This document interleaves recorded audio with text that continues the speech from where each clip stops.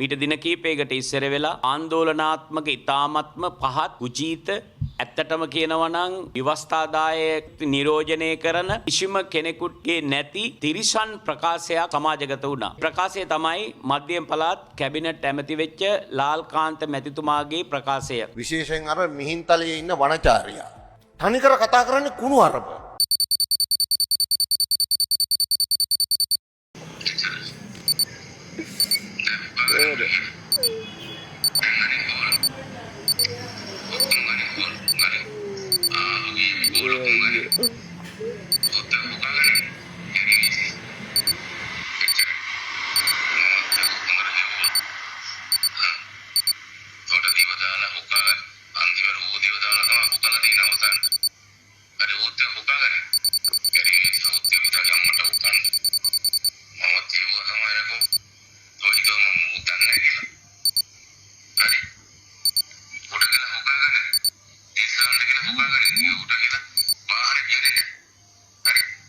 හැබැයි මේ රටේ කිසිම දේශපාලඥයෙක් මේ විදිහට මහා සංඝරත්නයට කතා කරලා නැහැ. අපි කියනවා අභියෝග අපිට තියෙනවා. මේ අභියෝග අපි බලාපොරොත්තුෙන් තමයි අපි මේ චීවරය දරාගෙන ඉන්නේ.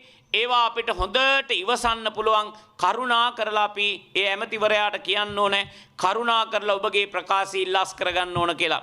මන්දයත් එහෙම නොවුනොත් මේ රට කොයි පැත්තටද යන්නේ කියලා අපිට හිතා ගන්න බෑ. යම් කෙනෙකුගේ අඩුපහඩුකම් තියෙන්න පුළුවන්. අපි හිතමු ස්වාමින් වහන්සේලා තෙමුත් යම් ප්‍රකාශයන් නිකුත් වෙනවා නම් දැන් අපිට පේනවා මේ රට යන විදිහට මේ රටට ආගමක් සදාචාරයක් සංස්කෘතියක් නැති සමාජ ජාලාවලින් අපි දැනගත්තේ අටපාස් වෙච්ච තක්කඩි විදියට තමයි මෙවැනි ප්‍රකාශයන් සිද්ධ කරලා තියෙන්නේ. කරුණා කරලා අපි කියනවා ගරු ජනාධිපතිතුමනි මේ අය ඉක්මනින්ම බැඳලා දැම්මේ නැති වුණොත් එහෙම මේ රට මීට වඩා අනතුරකටපත් වෙනවා. ඒක වළක්වා ගන්න කිසි කෙනෙකුට බෑ.